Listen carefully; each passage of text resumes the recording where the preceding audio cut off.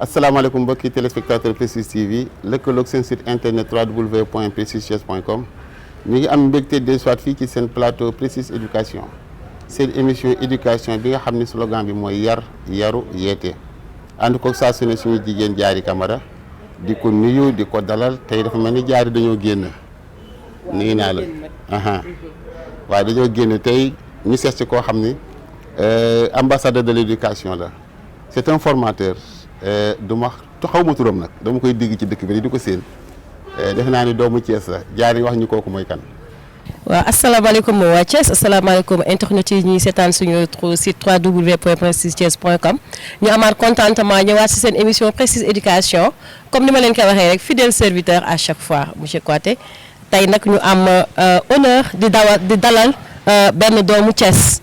ñuy am fierté aussi di dawal doomu Thiès yi ñuy tudd Abdou Faye Abdou Faye nag c'est un professeur de collège d'enseignement moyen général de classe exceptionnelle spécialiste en lettres modernes ñu koy gën a xam ci LHG donc professeur LHG la nekk formation en master d'ingénierie de la formation et conseil de formation en technique de communication au développement personnel mais aussi le leadership et la mobilisation sociale. Une carnet d'adresses très chargé. Il est décoré au grade de chevalier de l'ordre du mérite par l'État, donc le président de la République, et coordonnateur général de la plateforme construction citoyenne. kooku moo nekk tey suñu gan ci Prestige éducation. ah gan googu nag moom damay def rek li ma fàttali si ma journal si may karoon sama émission ba doon def Tunisie ñu ne ma tonton da ngaa bëri tiitar. laay dafa mel ni dafa bëri tiitar. torop. te bëri tiitar du lenn lu bëri ay titres. ce sont des compétences. fa la olof jëli daal ni kii daa bëri tiitar. parce que li mu gàddu moo bëri. macha allah yal na ko yàlla defal cat. amiin c'est un jeune Thiès sama xarit la sama doomu ndey la laay fay.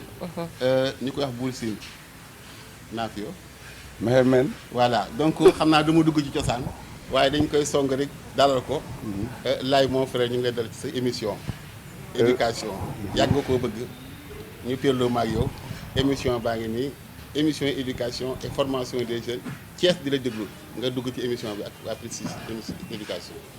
alhamdulilahi rabbil alamin Jawe Kouaté suma xarit sama doomu ndey boo fàttali ko ay at sama papa def ko la dénkoon jamono ñuy yëngu ci audiovisuel tey bu fekkee da nga ma fekk si fii si kër gi di kër Baye Nguy Faye di ëttu Serigne Mbacke Madina damay sant yàlla di julli ci yonent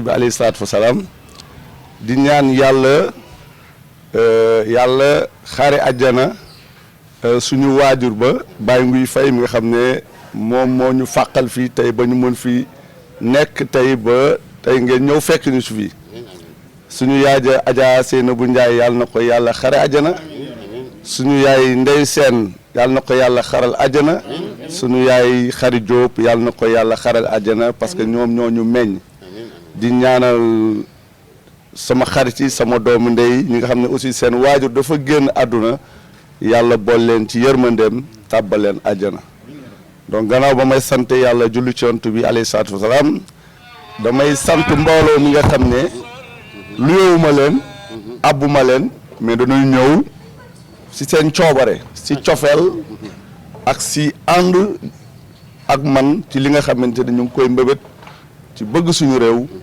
bugg a jox lu ñu am suñu réew bugg a delloo njukkal li ñu jàngal li ñu suñu réew jox ñu joxaat ko gone yi joxaat ko jigéen yi jàppale leen ba Sénégal jëm kanam macha allah. voilà damay profité nag di nuyoo Khalifa Dieye mi nga xam ne tey moo fi imam de suñu mag Tafa Gaye sama xarit dafa am ité mais soxnaam teew na Aïda Diakhoumpa di nuyu Ablaye Diallo mi nga xam ne c'est le coordonnateur délégué à la formation Karim Soxna moo koy wax le compétent di délégué à la au projet di nuyu Matar Mbaye sama xarit sama doomu ndey di nuyu Aïda Diakhoumpa suñu soxna Mami Faye sama rak Oumou Kalsoum sama rak Fatim Gueye sama doom di membre ci panel bi Ndeye Fatou Diouf góor montar la di sama soxna Khady Ndiaye di sama rak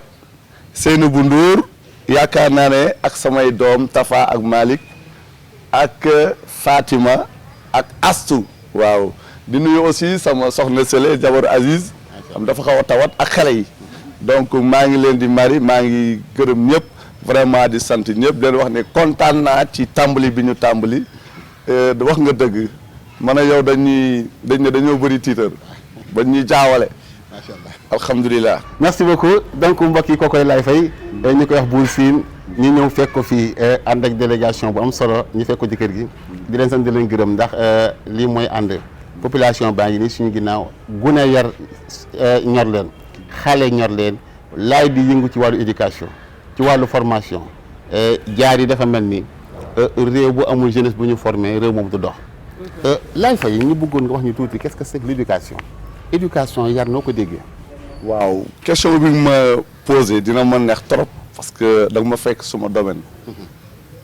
éducation nag mun nañ ko jàppee ñaari fànn ni ko ñun Sénégal ni ñu ko jàppee ak ni ko européens yi jàppee ñun ni ñu ko jàppee fii Sénégal mooy nga jël nit xale nga yar ko yee ko defar ci moom def ci moom xam-xam defar ko ba mu nekk nit ba mën a ràññee lu baax ak lu bon defar ko ba nga xamante ne dina mun a bëgg lu baax xam lu baax bañ lu bom fas yéenee nag njëriñ réew mi topp ay waajuram topp ay ndijaayam topp ay bàjjanam nekkin bi nga xam ne ñu ngi koy dundee ci dëkk bi ci kër gi ñoom ñu jéem ko yor dem ko appliquer pour amal askan bi njëriñ ni ko baayam ni ko yaayam ak mbooloo mi ni ñu amee njëriñ donc il faut nga def ko nit parce que dañ naan ce qui différencie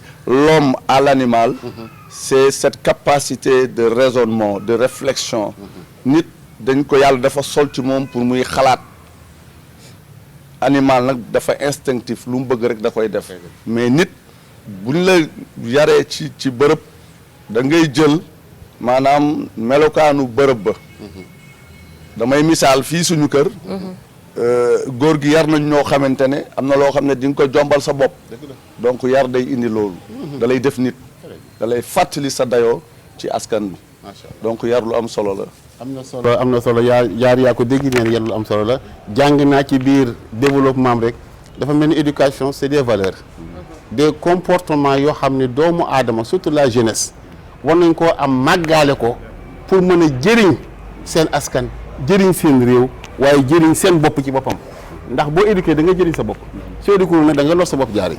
effectivement defe naa ne ni nga ko introduire noonu la mais man du ma ko balaa may dugg ci valeurs yi. dafa am lu ma impressionné ci présentation par exemple en tant que professeur DLHG. mujj nekk lettre SAG. di jàngale. ba pare mais si biir présentation nee nañ am nañ formation en ingénierie def na communication technique de communication. le leadership. le développement personnel. aussi loolu aussi ak mobilisation sociale link bi laa bëgg xam lan moo la jëlee ci fii en tant que éducation générale yóbbu la ci formation professionnelle. waaw c'est une question très pertinente. en fait c'est un rêve dama rêve de jeunesse la. man dama musoon bëgg a nekk sama xale dama naan man soit ma nekk docteur soit ma nekk ingénieur. wala ma nekk professeur. waaw yàlla def na ko man ak suma xarit yi ñoo jàngandoo nekkandoo université ñooy ànd dem ba tey c'était notre rêve d'enfant alors bi ma duggee ci enseignement je suis entré en ma qualité de vacataire donc j'ai fait la vacation ensuite j'ai fait le concours de l'école normale examen ensuite bu ma génnee ma am suma KSM. J'ai enseigné pendant 15 ans, 18 ans. Après, je m'étais dit il fallait que il y a d'autres enjeux. Dans la vie, il faut pas nga yemale sa bopp. Il faut être ambitieux. Absolument. Parce que sama papa doon wax naan Ablaye day jàppal ne borom jàng bu ndaw. salaire bu ndaw ngay am. boo jàngee nag jàng bu kawe di nga am salaire bu kawe te di nga mën a defal sa bopp defal say mbokk. donc ñu ciy sant yàlla. bon. bi ma toogee nag ma gis ne war naa mun a enseignement technique professionnel. am na opportunité. Il y a les instituts de formation universitaires qui ont besoin d'enseignants. Et c'était devenu rare. Alors je me suis dit pourquoi pas. Moi j'ai toujours aimé le développement personnel.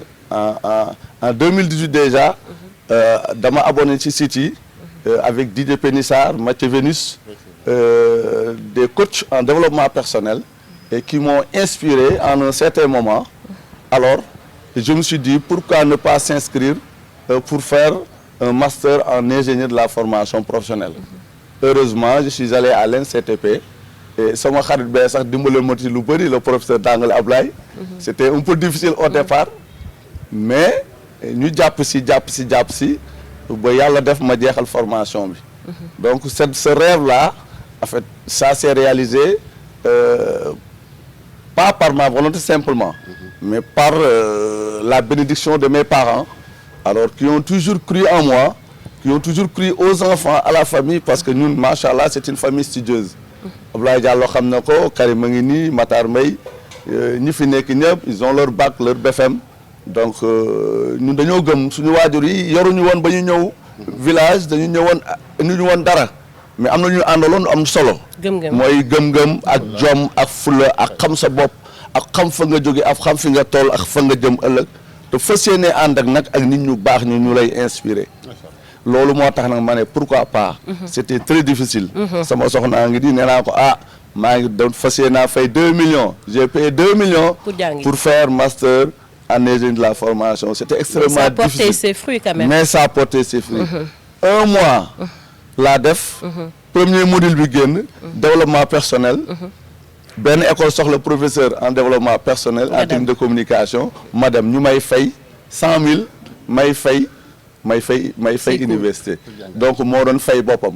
jërëjëf mais naka nga gisee monsieur Faye par exemple léegi tendance bi bu njëkk ba enseignement général day am bac dem université études supérieures loolu lañ doon kii mais léegi l'enseignement supérieur dafa dominer sur l'enseignement général surtout au niveau supérieur.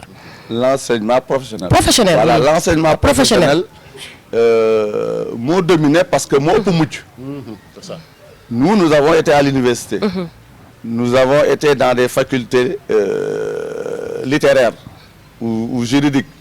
Mais da ngay gis ne yow même boo amee say diplôme lan ngay mën a ne doo nekk dara. da ngay obligé. jàngiwaat demaat reconversion. def formation professionnelle. pour mën a am benn métier boo xam ne la permettre. nga mun a pénétrer le marché d'emploi. Donc là-bas il y a beaucoup plus d'opportunités. Heureusement état bi mu ngi koy comprendre léegi. Avec la création des ISEP. xam ne léegi boo amee bac mun nga def 2 ans dans les ISEP. et puis nga métier nga mun a liggéey. Au niveau du ministère de la formation professionnelle aussi. tendance boobu la ñu jël. Il y a énormément d'écoles de formation professionnelle, mais malheureusement, les Sénégalais yi demuñu ci. Loo tax sax ñun suñu objectif yi ñun au niveau de ICAZ, c'est de pousser les jeunes. Est-ce que am na njeexital dina impacter? Oui, dina am impact. Moi j'ai été coordonnateur de la cellule d'insertion au niveau de mon école. Et tous les élèves, tous les apprenants yi nga xam ne am seen diplôme, on a pu les insérer. C'est ça. mais dafay fekk nag vraiment nga am poigne am carnet d'adresse am assise xam ni ngay wax ak les patrons d'entreprise ba ñu mën la wóolu accepter ce produit. Mais les possibilités sont là, les capacités sont là, les espoirs sont là. Il faut que la jeunesse rêve, il faut que la jeunesse cesse de se morfondre wax que ne oui amuñu opportunité. Non, moi je suis pas d'accord. Nous avons eu un parcours atypique. Nos parents étaient pauvres, mais aujourd'hui sant yàlla. Donc yar nañu gëmlaloon nañu ñun aussi xam nañ ne fii dëkk bi boo fi bëggee tekki da ngay ñefe. doo toog rek def ci aussi les moyens. waaw moo tax yéen aussi day jaadu. ngeen tegal population bi askan wi ay garantie.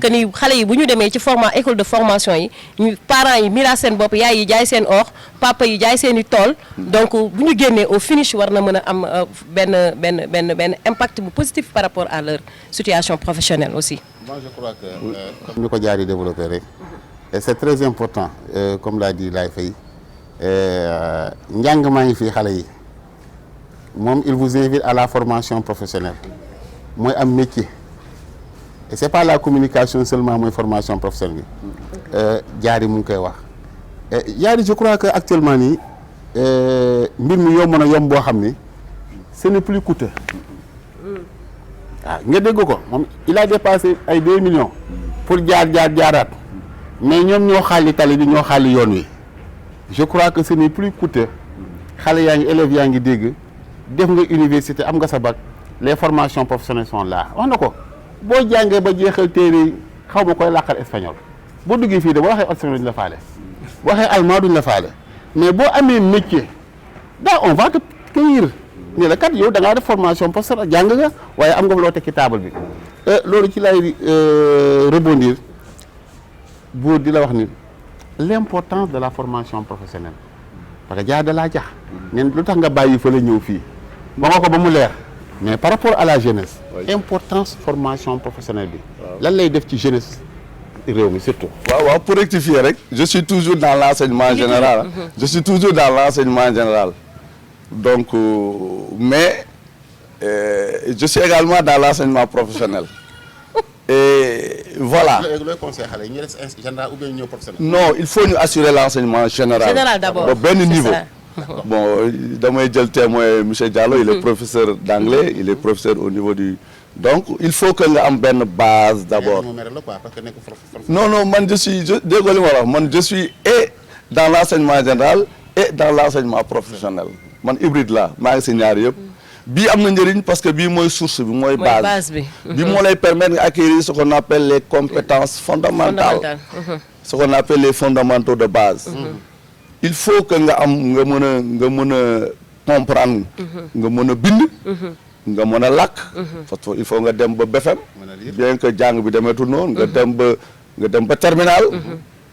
bu la fa sa capacité maye. mën a ràññee quoi. nga mën a ràññee mën a intelligent mën a bind mën a comprendre mën a analyser parce que booy def par exemple dissertation boo ñëwee ci bërëb ñu lay laaj yow war nga argumenter. boo bëggee argumenter il faut nga am ce qu'on appelle la technique de la dissertation nga maîtriser ko. il faut nga xam ce que c'est une idée. après l'idée lan moo ci topp ay argument yi lan moo koy firndeel ay preuve ak ay exemple loolu boo ko xamee sa àdduna foo taxaw wax dañ lay naan est-ce que parce que li nga wax di nga ko maîtriser. Alors l'enseignement professionnel a besoin de ces compétences là. Il faut des compétences de base. dama lay wax certain niveau d'études quand même. À un certain niveau d'études. dama lay wax par exemple man école normale j'ai fait sama mémoire maa ngi ko def si les écrits sociaux. maanaam les techniques de communication. bi ma demee ingénieur de la formation aussi dama demaat sur l'approche des compétences. L'importance donc des langues. dans la communication et dans le processus de développement parce que boo déggul langue mënoo nekk technicien. C'est ça. Les mathématiciens les physiciens ñoo gën a dégg tubaab. parce que li ñuy wax tubaab la tubaab bu wóor la. Les questions sont tubaab. waaw bu lay wax si et seulement si di la dóor yooyu c'est du vrai tubaab donc ñoom ñoo gën a dégg tubaab mathématiciens yi physiciens yi donc il faut nga am base boo demee am sa base nag am sa BFM wala sa bac tu peux faire boo amee sa BFM sax tu peux faire beaucoup d'examens. mun nga def CAP d'état avant le BFM mun nga def BT dans des matières yoo xamante ne dafay joxe nag métier. Sénégal li tax élèves yi chômé bu ñu defee seen formation parce que dañuy toppandoo da ngay dégg rek benn nit ne def naa banque finance nga dem def banque finance dem naa assurance nga dem assurance alors que y a pas d'opportunité. donc nit ki booy jàng da ngay jàng ci métier boo xam ne wóor na la fii boo fi génnee di nga fi amagum loo jàppandi ko en attendant ngay monter les escaliers pour am leneen. il faut mag di leen naan da ngay teppi. moo gën yuret dafa mel ni jeunesse bi amuñu orientation bu baax. très bien. voilà donc lu ñuy jàng nii tëllëx mais amuñu orientation amuñu vision donc ça demande benn attention boo xam ne ci ki nga xam ni moo bëgg dara. surtout la jeunesse. jaar yi damay bañ temps bi xoj ñu après la formation professionnelle. est-ce que nit ki mën naa demal boppam. moom dong. si parce que dafa mel ni gis naa ko ci say garaat. say jikko yi nga sa bëri titre affaire yoo xam ne génn nga ko mu mel ni donc est-ce que nit ki bu paree ci yooyu. formation professionnelle mën naa demal boppam. si foofu di nga demal sa bopp. parce que dañ lay jàngal. l'autonomisation. donc l'autonomisation. l'autonomisation nga mën a sa bopp demal sa bopp. damay wax sama apprenant yi may leen. par exemple ñun am nañu benn projet boo xam ne avec nous Sims c'est des Espagnols ils nous ont financé beaucoup d'argent tey ren bu élèves yi génnee y a 95 élèves yoo xam ne bu ñu génnee dañu autonome Seynabou Ndour mii ci la bokk sama ki ñu tuddee sama yaay ci la bokk am na diplôme am na CAPM tey dañ koy xëccoo pour mu liggéey ba suñu école moo ubbi benn incubateur moom la ñu jël mu koy piloté ndax yaru teem ak bëgg métier moom mu ngi nii maa ko yar donc fierté la ak ay morom yu bëri tey les opportunités sont là mais li ñuy wax mooy accompagnement. accompagnement bi moo des loo tax ñun au niveau de ICAZ on a eu benn délégation boo xamante ne moom moo yor spécifiquement l'accompagnement du coaching. C'est pourquoi nous faisons le coaching, le leadership et le développement personnel.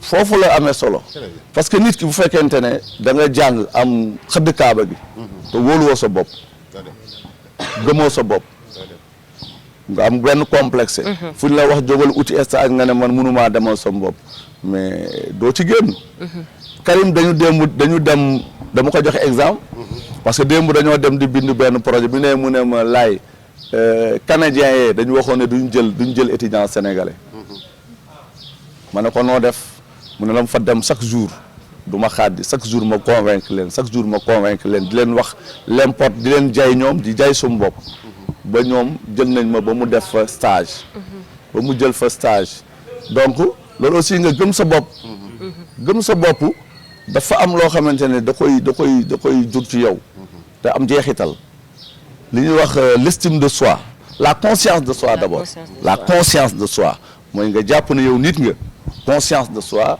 jàpp ne dara jomb ma l'estime de soi nga naw sa bopp tey bu fekkente ne sama kër cere laay reeree guddeeg bëccëg ma fier ci cere boobu ñu may jox bañ a xool kay yor ay ganaar ensuite ma gëm sama bopp la confiance en soi loolu mooy déterminer l'individu quand tu manques de confiance jàppal ne doo dem parce que luñ la wax nga mënuma ko am mënuma faa egg nga jombale ko sa bopp alors que keneen mu ngi koy réussir donc nit ki waroo jombale sa bopp daal il faut pas se fixer des limites dans la vie jamais moi je dis devant l'épreuve je ne perds jamais soit je gagne soit j'apprends donc je ne perds jamais. Je ne perds jamais, c'est très important mbokk ñu jàppee seen émission Précise Éducation yaru yeete mooy émission bi nga xam ni moom la ñuy defal Précise saa su ne di wàllu yaru xale yi gunge xale yi accompagner la jeunesse sénégalaise ci wàllu liggéey ci tàggal leen ci jikko yi ak comportement yi ñu teew fii nag randu leen ci suñu kër xale suñu soppee Abdou Faye ni ko wax Bour Sine ànd kooku vraiment famille am ak am di jaam yëpp ànd ko suñu jigéen jaawari Camara donc jaare ba tey ñu këf Bour Sine rek xam naa bu ñu ko bàyyi ne ci bopp bi dafa bari te xale yaa ngi ñuy déglu.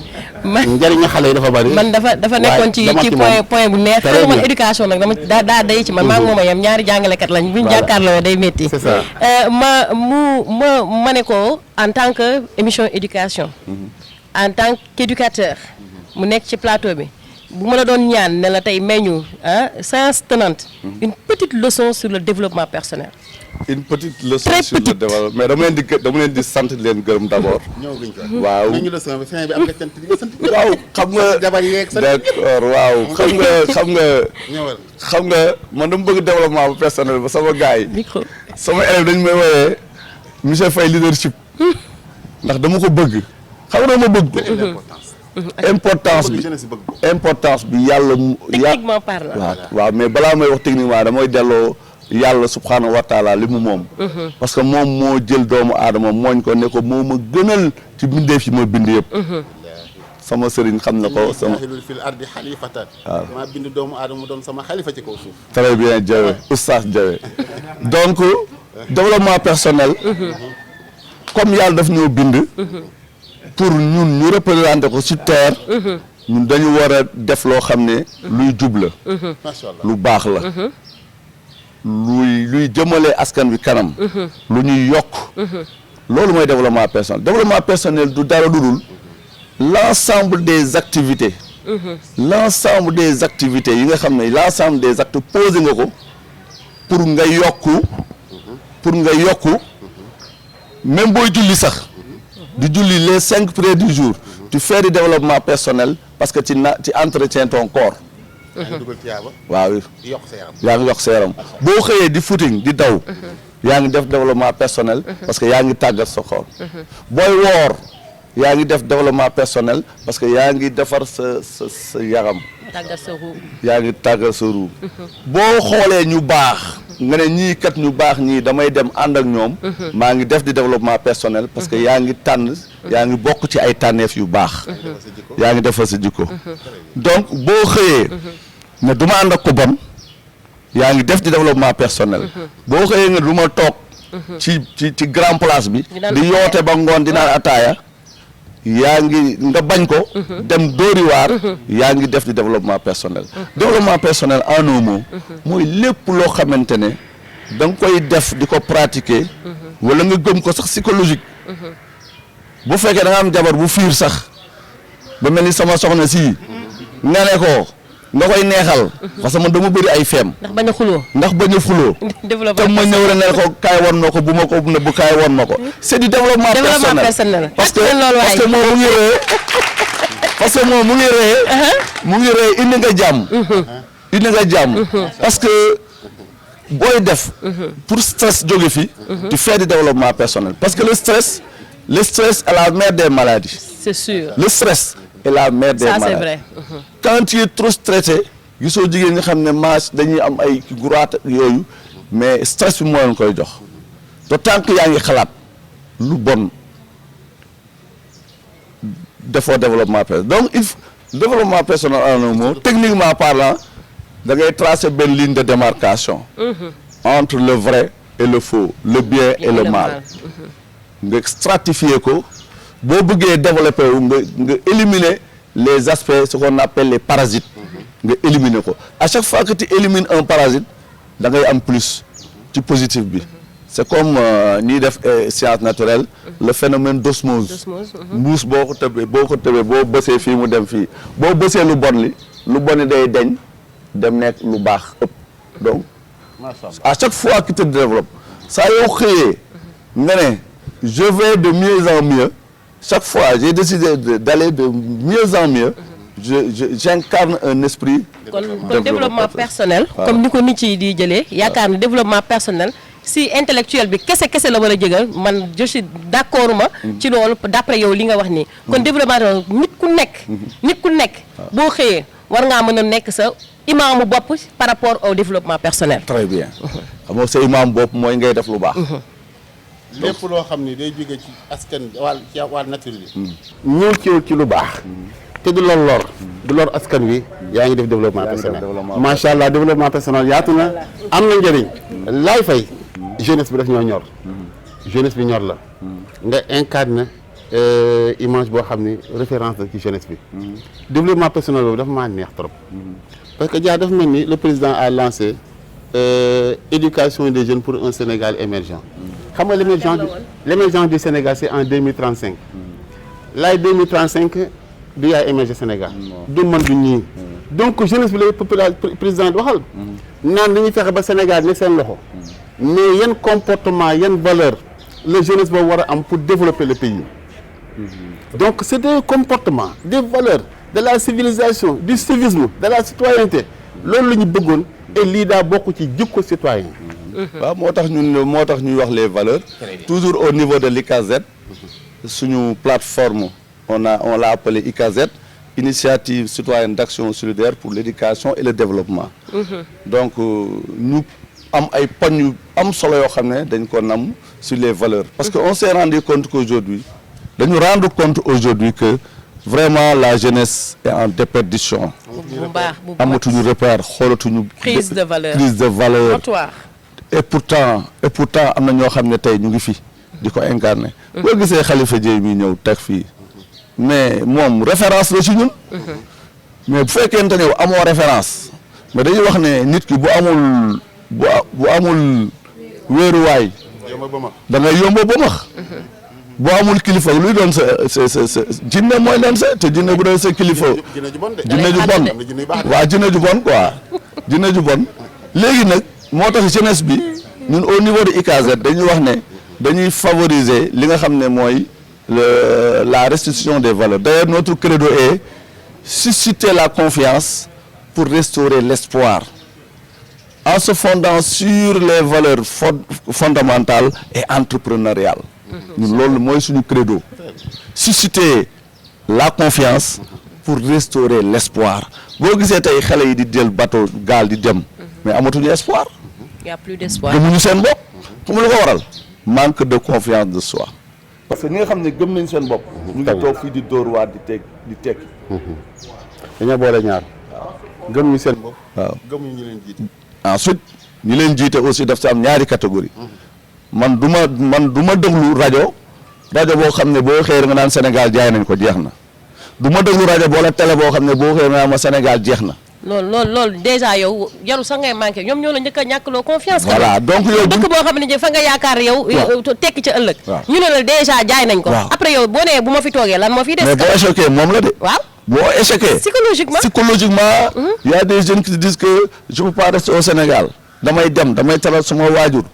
damay teral effectivement nous avons envie ñu teral suñu waajur mais di teral sa waajur ba dugg ci géej gi yaakaar naa naqar nga koy indil mais teral à vie donc war nañ ko xoolaat les policiers les hommes politiciens les politiciens je les appelle politiciens parce que nous autres nous sommes des hommes politiques politique dafa dagan politique nee nañu mooy l'art de gérer les affaires de la cité comment faire pour que ta cité émerge loolooy politique jéego yi ngay teg di jàngal xale yi cours de vacances di yar xale yi di def lii loolooy citoyenneté mais les politiciens mooy ñoom dañ lay woo nga ñëw ñu teg la benn discours boo xam ne lii la nga xëy ñu nax la boo leen wotelee suba ñu nax la c'est pas tous les politiciens nag il y a des politiciens vertueux mais il y a des politiciens yoo xamante ne mooy loolu nit ñi nag ñun au niveau de la plateforme de construction citoyenne dynamique ñu dañu bëgg nag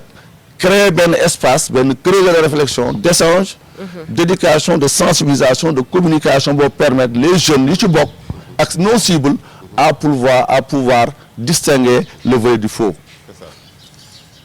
ñu wañ la nax nga jàng gëm sa réew gëm sa bopp boo ko defee bu ci yàlla àndee ak say ñaanu waajur di nga tekki bu soobee yàlla parce que yàlla tekki moom yàllaa ko yor waaw di nga tekki bu soobee yàlla tekki yàllaa ko yor la jeunesse est la jaar yi da nga am dugg loo dugal nga buur fi mu fël de construction citoyenne c'est que tey da nga maa jox sama invité damaa nekk à l'aise ci li may wax parce que dañoo bokk vision construction citoyenne moom mu songul lu dëgër ICAZ song na lu dëgër quand on parle de construction mooy da ngay tabax quand on parle de la citoyenneté aussi mu dugg foofu mooy naka ngay fexe yow ba ñoŋal sa réew donc yéen nga bëgg a tabax nit ku mel noonu yan action maanaam nga jàpp ni yow bu ngeen ko téyee mu dëgër surtout la jeunesse thiessoise bi nga xamante ni man moom laa gën a maîtriser nga xam ne dafa nekk en dérive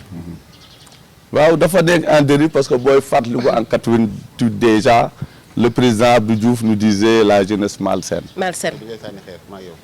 non man socialiste laa woon man sama papa bu ma sànni woon xeer mu ñëwee fii du ma dugg ci kër parce que naka jekk daf ñu tere grève 10 heures mu tëj buntu kër yi bu grève amul kenn du génn il faut que ñëpp toog ci kër gi mu lay yar boobu dafa jafe donc bu doon moom rek bopp du toj xeer du toj oto duñ ko lakk pneu duñ ko lakk donc c'est important revenir ci question bi construction citoyenne voilà la construction citoyenne da di processus la boo xam ne ñëpp a ci war a jàpp ci kër gi lay tàmbalee ci waajur yi ci mag yi ci bàjjen yi ci tante yi ci nijaay yi nga yar gone gi ñu jox la possibilité nga yar ko nga am kàddu ci moom defal lii bàyyil lii baax na lii baaxul mag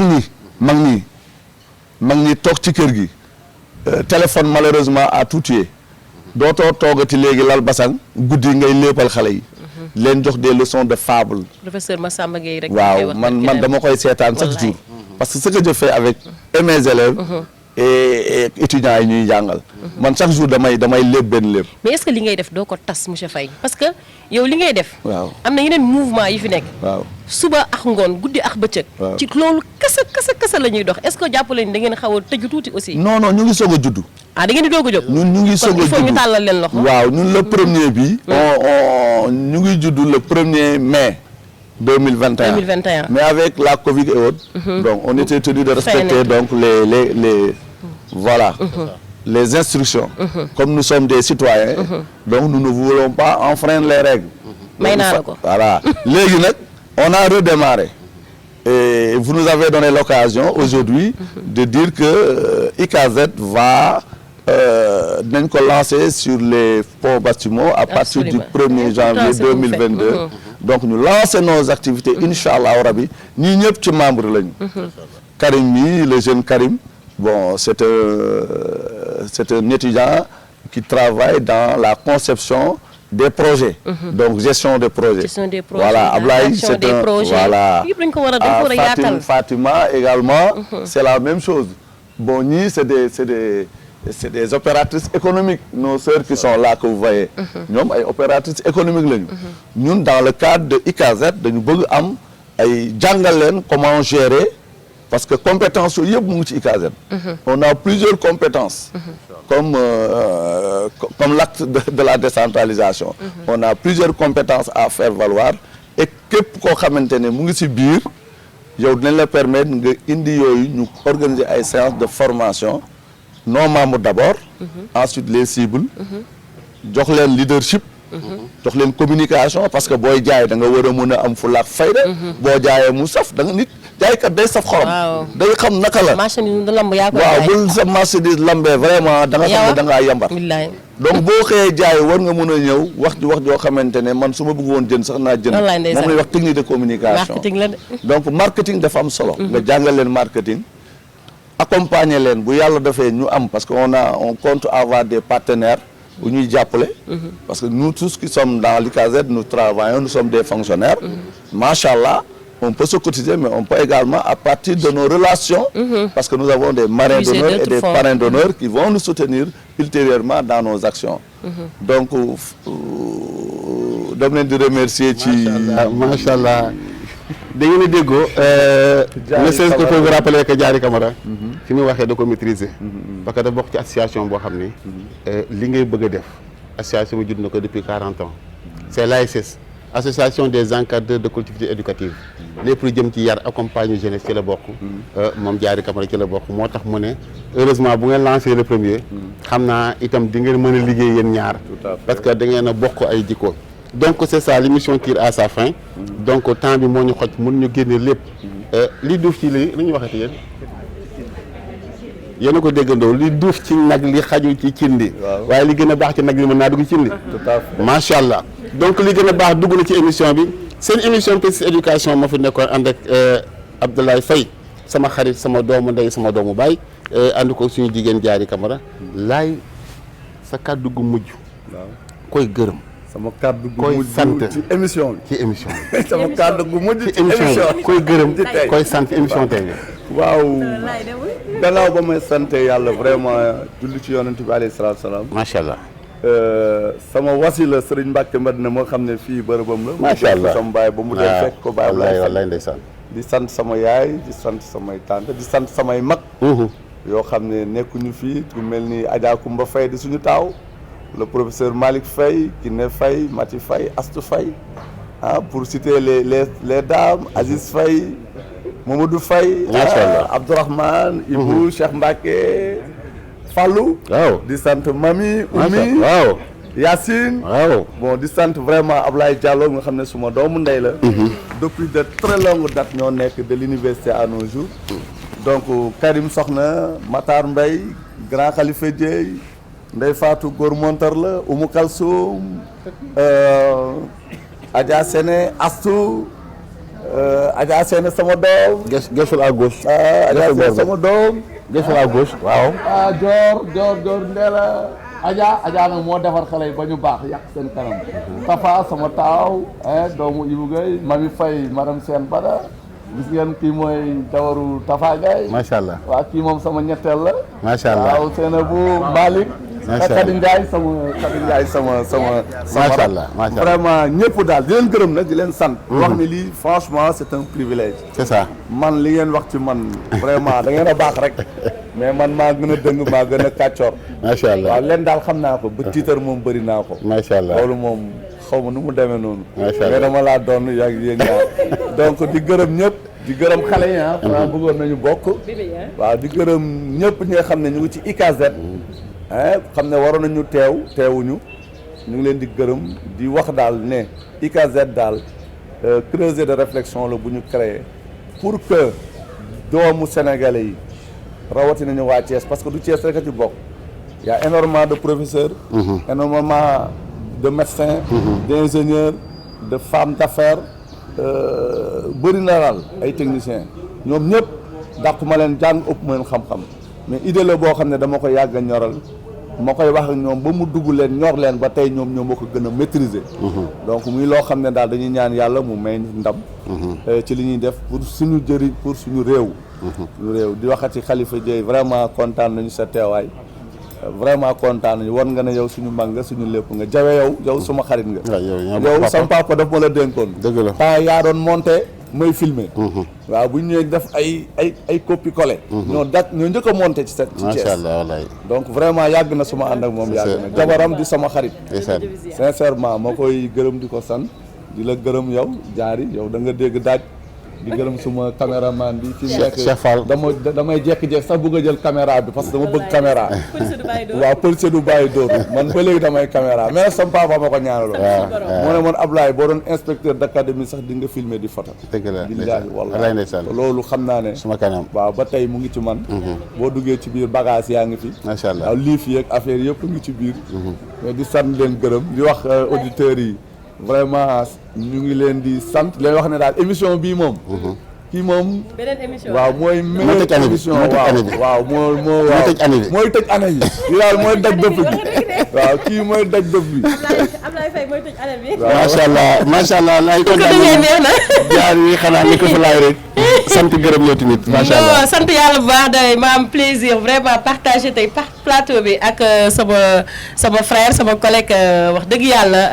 Ablaye Faye lii la c'est la générosité moo tax nga nekk jàngalekat générosité moo tax aussi nga ñot di leneen générosité aussi moo tax nga yaatal yal na la yàlla teg loxo ak mouvement bi nga àndal yëpp di la wax ne bul décourager parce que li ngay sumb nii dafa nekk li ñu naan dafa xew dangaa xew li tax mu xew mooy le ministère de l'éducation nationale le ministère de la jeunesse ministère de la femme ministère yu bëri dañu jóg taxaw sur la restauration des valeurs c'est important dafa am solo kon moo tax ma ni leen maa ngi leen di encourager neen fi ngeen ko teg foofu la fi ngeen ko jàpp foofu la ne vous découragez pas yal na yàlla defal leen ndam macha allah kontaan naa ci émission bi tey Cheikh damaa bëgg nga jël daal li jël yére bi Nabou Chic Zeyna moo jaar ci yére bi mais sama doomu ndey sama xarit ba ma bokkal bureau moo jaar ci dàll yi di Khady Gueye superviseur technique bu INEFJA moom moo jaar ci dàll yi macha allah ma leen di sant di leen gërëm mais jaane tey ñi arrangé solo bi sama bébé yee la xale yu ndaw xale yu randu leen xale yu fayen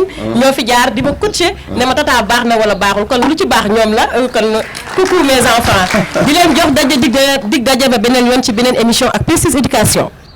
merci beaucoup Diary Camara merci Laye Faye mbokki téléspectateur Prestige TV seen émission Prestige Éducation moo fi nekkoon ren leen slogan bi di yar yaru yeete balaa ngaa yeete da ngay yaru boo yaroo di nga yomba yar ci bis bu nga yaree di nga mën a yar keneen looloo yeete ñu teewoon fii ren leen nag ànd ko kilifa yi suñu ginnaaw di leen sant di leen gërëm di leen jéggalu di masa coono ci toogaay bu yàgg bi ndax ñooy suñu kilifa waaye lii lépp gune yi dañ koo jar ndax gune mooy ku ne te boo waxtaanee ci gune rek jaamu nga yàlla ndax yàlla dafa fonk gune donc gune bu ngeen defaree gox bi jag bu gox bi jagee réew mi jag bu réew mi jagee ñëpp noppalu kon moo tax ñuy xar suñuy tànk tubéy di jaamu yàlla ci xale yi di leen jéem a éduquer def ci ñoom ay jikko yu jeex mucc jikko yoo xam ne jikko yu rafet la ngir ëllëgu Sénégal nekk ëllëgu xam ne ko rafet la bu ko defee mbokk yi seen émission éducation moo fi teewoon di leen jox dig daje ci benn émission incha allah di leen fàttali nag IKZ dina daje le premier incha allahu rabbi fa lañ koy tàmbale nag